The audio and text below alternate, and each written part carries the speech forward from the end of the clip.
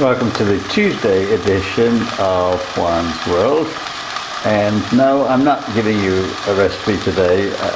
I said I was going to talk about carnival and the root carnival, what it means, and I was going to particularly talk about meat.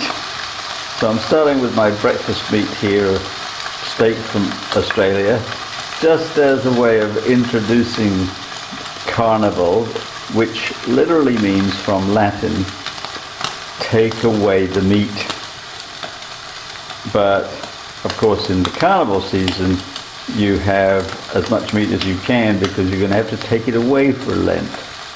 So I'm going to talk about how we derive words from Latin roots, and I'm particularly going to talk about the root carne, meaning meat or flesh.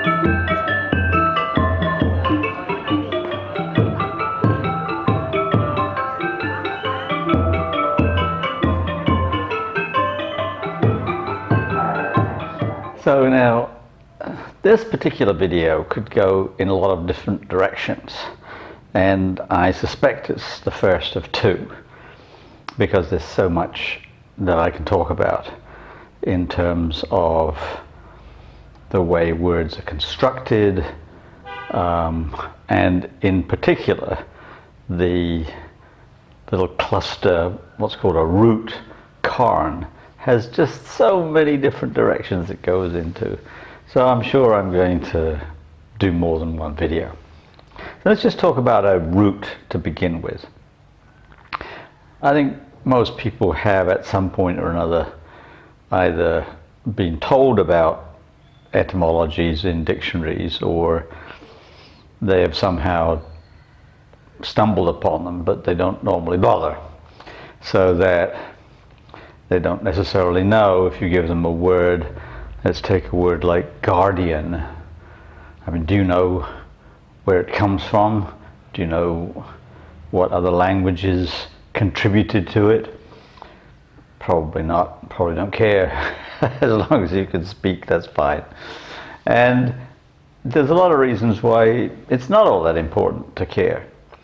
But sometimes you need to. And I'll give you a very small example from my own school life. I was about 14 or 15, something like that, in English class with a man who's actually still my friend. He's 94 now. A very important English teacher. And he was reading something, don't remember what it was, but I do remember that he quoted a sentence and the word verisimilitude was in it. And he stopped and he looked around and was like, who knows what verisimilitude means? Crickets. But I was studying Latin at the time, and I knew that a lot of words in English had pieces, we call them roots, these roots that came from Latin. So I said, okay, verisimilitude. Like, I knew that veris meant true in Latin, simil meant like, just as in the word similar, comes from the same root.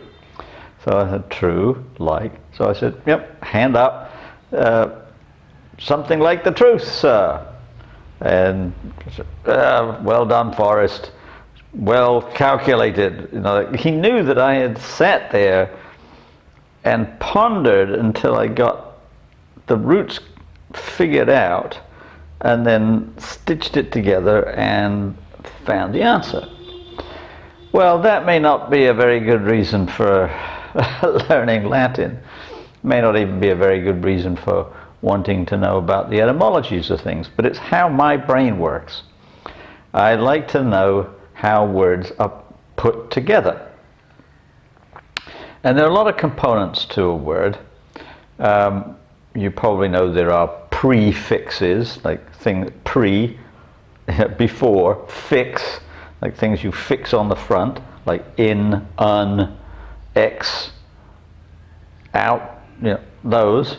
And then there's ones you put on the end, suffixes, ation, ing, ington, all of that. And then stuff that you stick in the middle, the roots, and with the prefixes, suffixes, and roots all stuck together, you build a word. Now we get back to the root that I am, and have been for a long time, fascinated by, the root carn, like C-A-R-N. You find it in lots of words. And the fact is that those words are all connected. But when you're just talking about them, you probably don't realize it. Like the flower carnation. Does that have anything to do with the semi-precious stone, the carnelian? Is it related to the incarnation? Or a carnivore? And so on and so on and so forth. Yes, because they are all related to the root carn, which comes from the Latin word caro in the nominative, and in the genitive is carnis. So carn means flesh and or meat, but more generally speaking we should, I think, say flesh. I'll talk about that in a minute, but flesh and meat are really pretty much the same, although when you look at your own arm, it's like, yeah, I suppose, I would call it flesh, but I wouldn't call it meat, because I don't eat it. Like you eat meat, and all meat is flesh, but not all flesh is meat. All right. So now, why do I care about carn? And this is going to lead us in all kinds of different directions, but the reason I care about it is because it gives us a little insight into how other languages work. And the language that I'm particularly interested in is Biblical Hebrew. So how does the root carn link up with Biblical Hebrew? Stay tuned. Now these YouTube videos of mine are relatively short by lecture standards, 25-30 minutes at maximum. I don't like to wear people out. But I'm quite used to lecturing for 2 or 3 hours, and I typically don't use notes. I may have something scribbled on a piece of paper, but usually I don't. When I lectured at university for 3 hours at a time, I used to craft the lectures on my commute in my car on the way to my university. It was usually about 2 hours. Instead of listening to music, I would just think, okay, now what do we need to talk about today? We need this. Okay, so then I would get to class, and I'd say, okay, today our subject is going to be kinship. And we're going to talk about this, and I would start, and I would just kind of wander around, and I know my students would often think, where is he taking us? But I had a goal, but I like to just wander around a subject and look at all of its different parts and then get to that goal. So I'll get to the goal of classical Hebrew eventually, but I want to start with the root carn. And I want to start by thinking about words that have the root carn in them. We've talked about carnival. That's okay. That comes from carne levare, lift up the flesh or lift up the meat, take it away. If you're not thinking properly, as I used not to when I was younger, I used to think that carnival was carne vale. Vale in Latin means farewell. So I thought it meant farewell meat, but that's wrong. I was mistaken. But think about some words that have carn in them. At the beginning, let's start with, like carnivore, carnage. What do they have in common?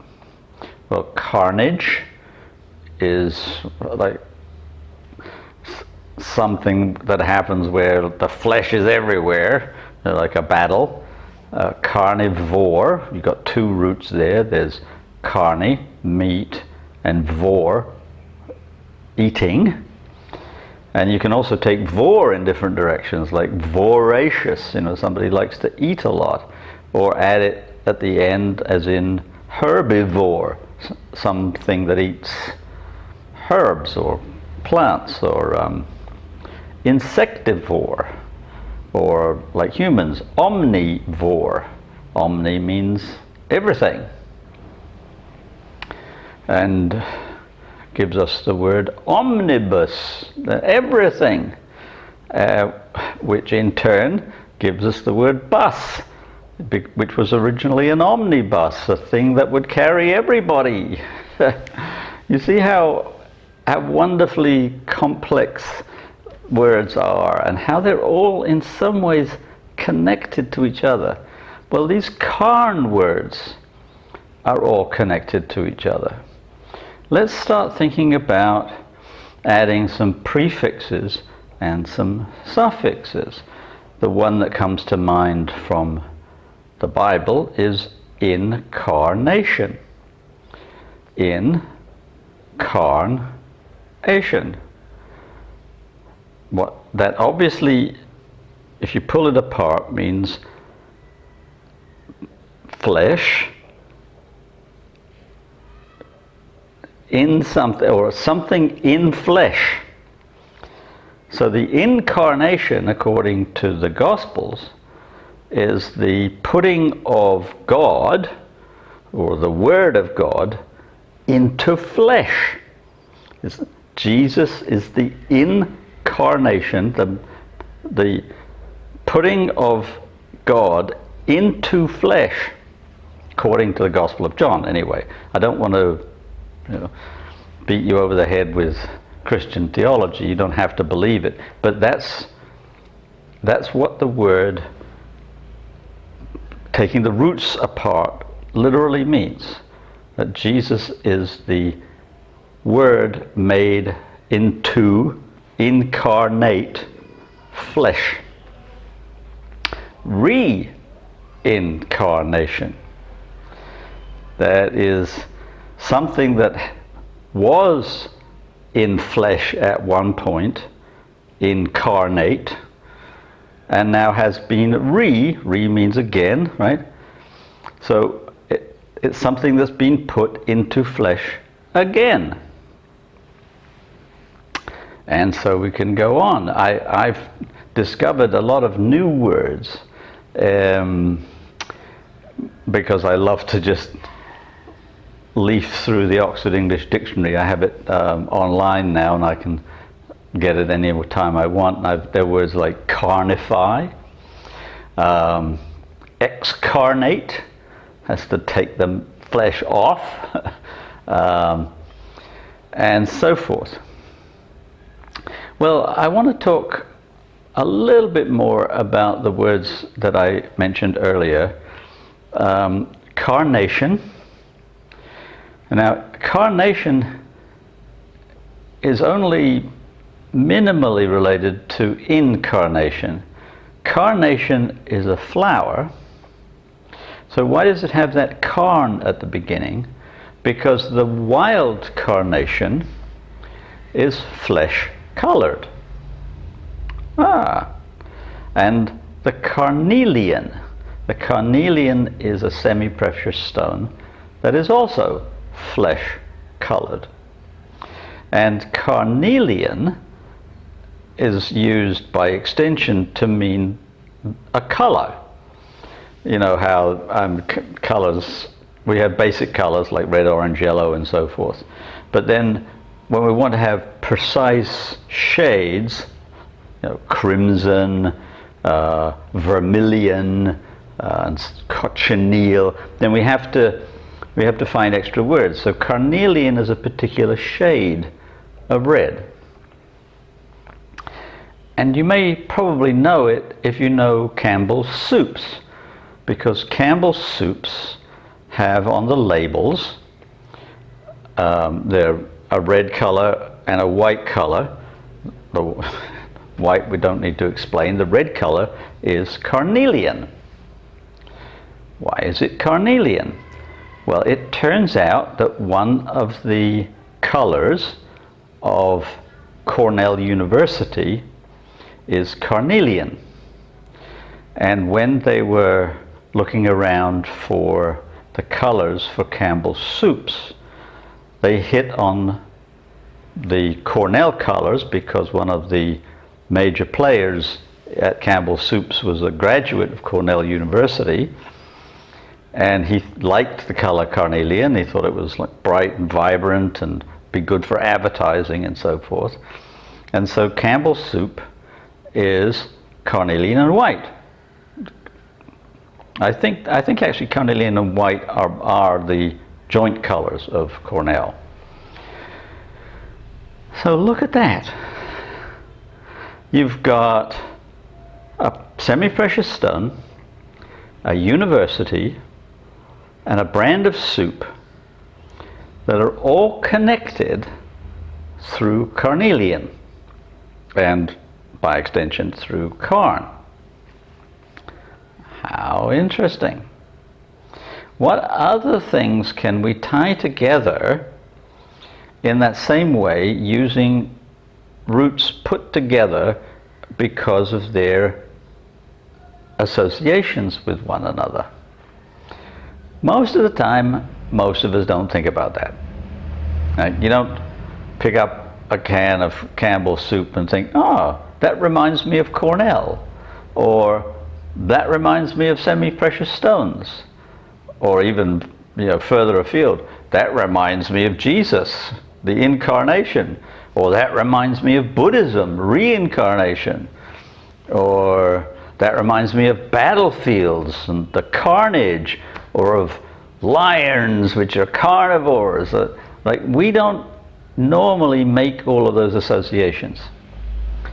Now, a dream psychologist might possibly argue that we make those associations at night in our dreams because our brains are flexible enough to be able to latch onto that. But most of the time, we'll make those connections only when we're making puns. And typically speaking, when people make puns, everybody else around goes, it's horrible.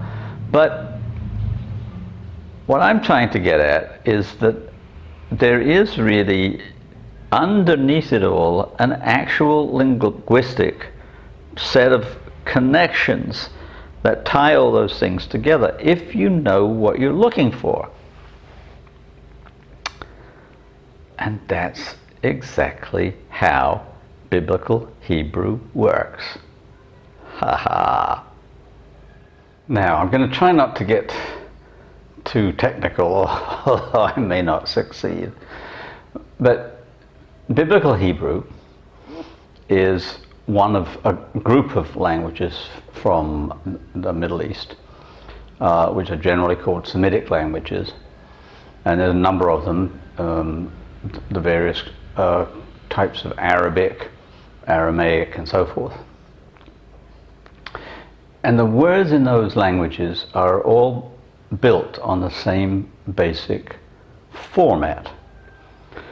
they start with a group of 3 consonants, and those consonants have a sort of vague meaning, and they can be transformed into different words by adding different vowels, by adding different prefixes, different suffixes, and so forth. But they start with a root, and the root is 3 letters. We call it triliteral. For example, I'm going to have to not use the Hebrew alphabet to make things simple, but I'll use the Roman alphabet, but it's not quite accurate, but it's close enough. Take the 3 letters MLK. They have a vague meaning of royalty or kingship or rulership or something like that.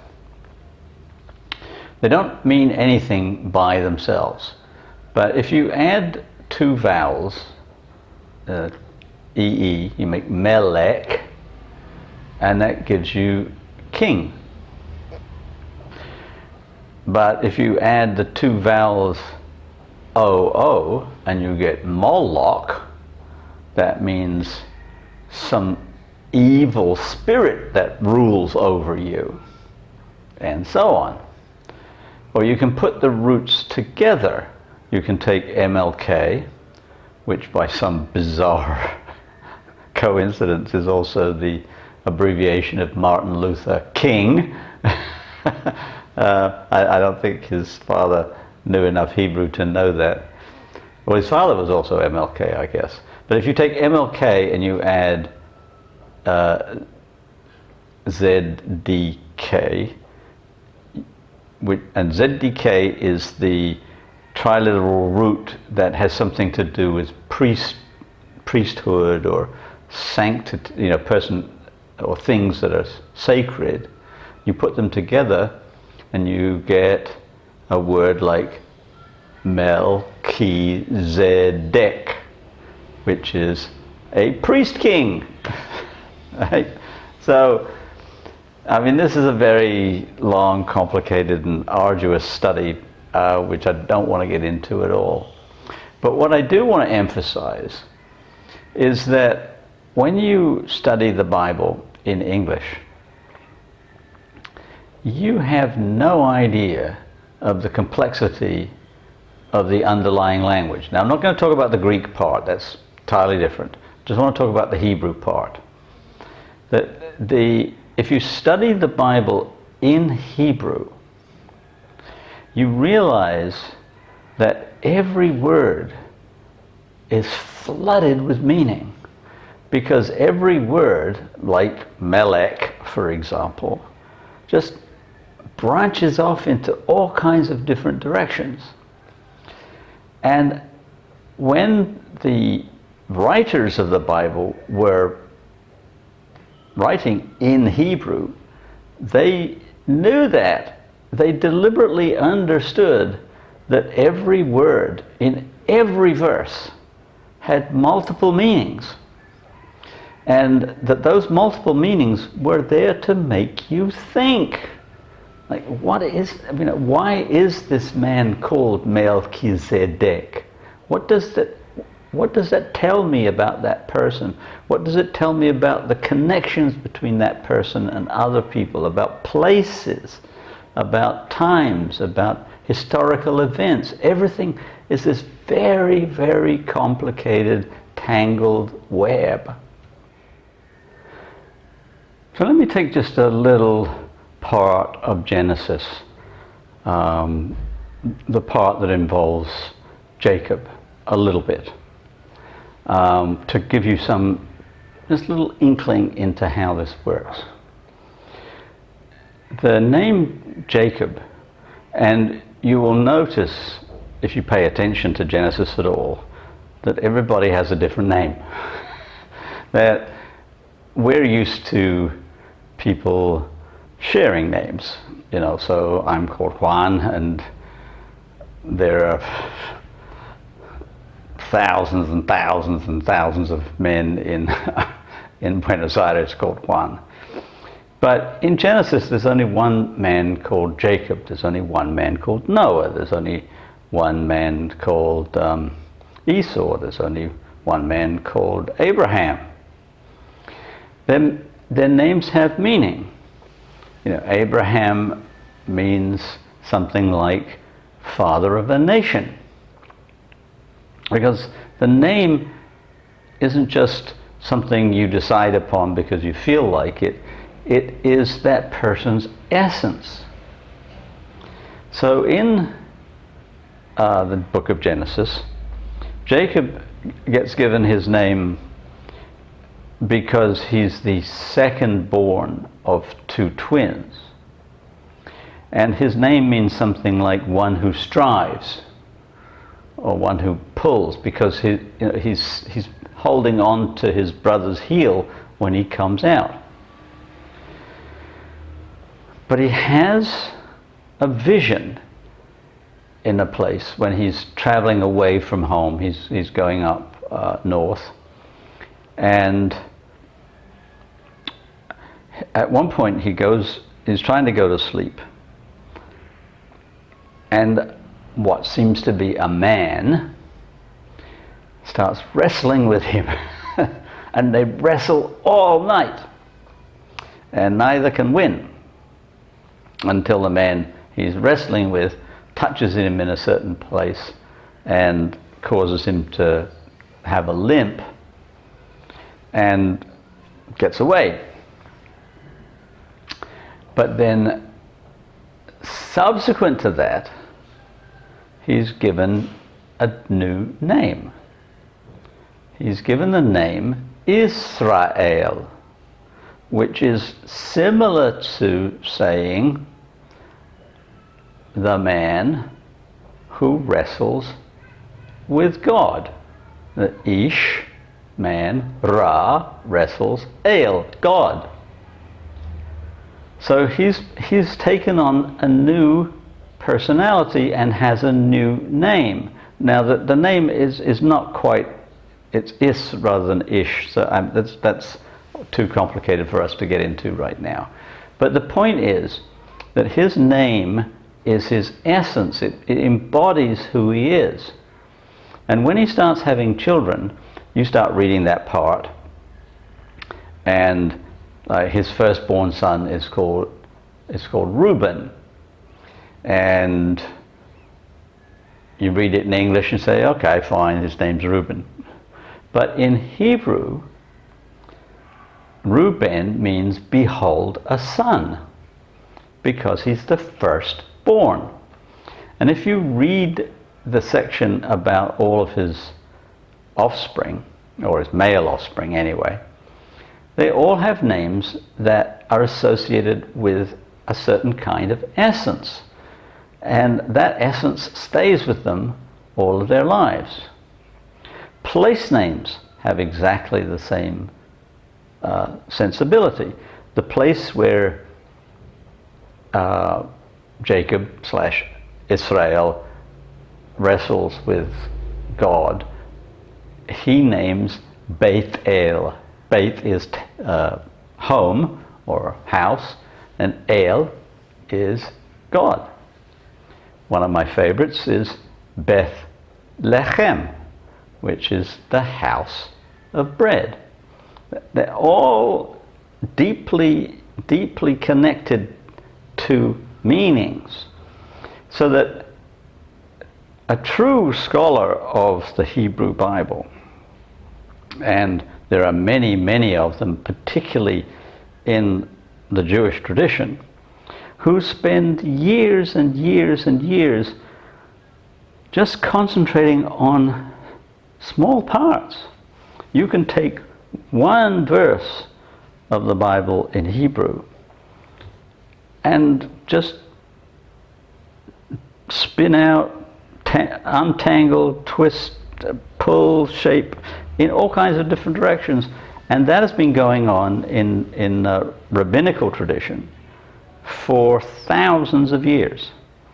It's a very daunting task these days to pick up any kind of Hebrew scholarship and make any sense of it, because scholars have been writing about any particular verse that you care to think about for beyond almost living memory. So that's how we connect up CARN with biblical Hebrew. What does it mean for you? Well, I mean, maybe nothing. Okay, I don't care. But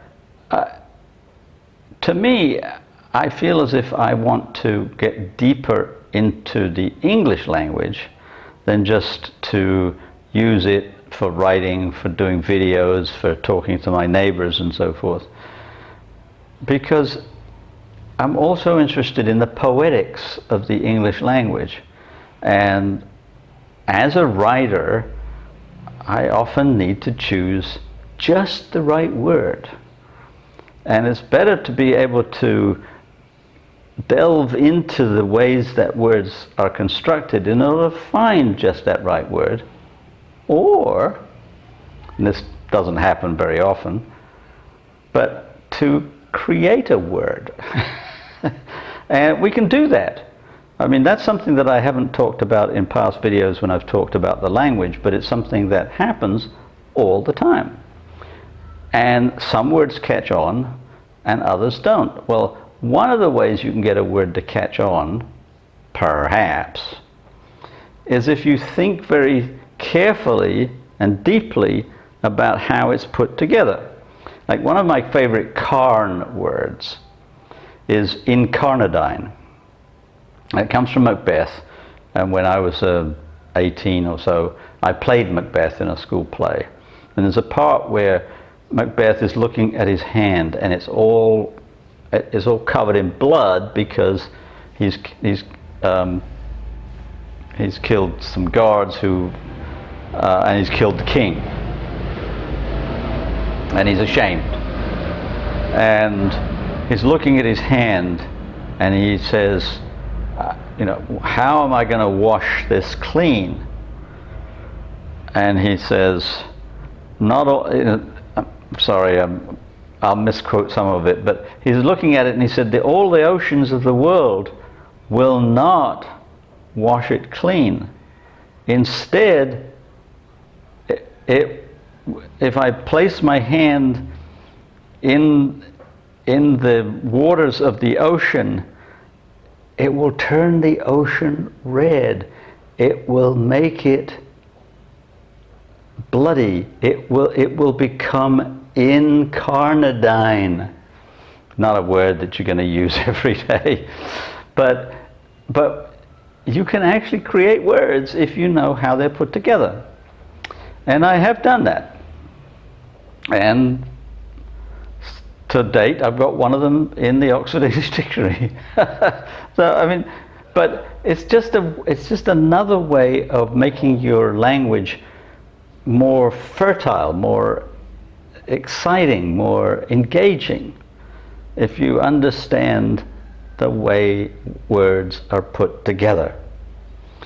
And if you like the way these words are put together, please tell your friends, please like and subscribe, and I will continue this meander on Friday.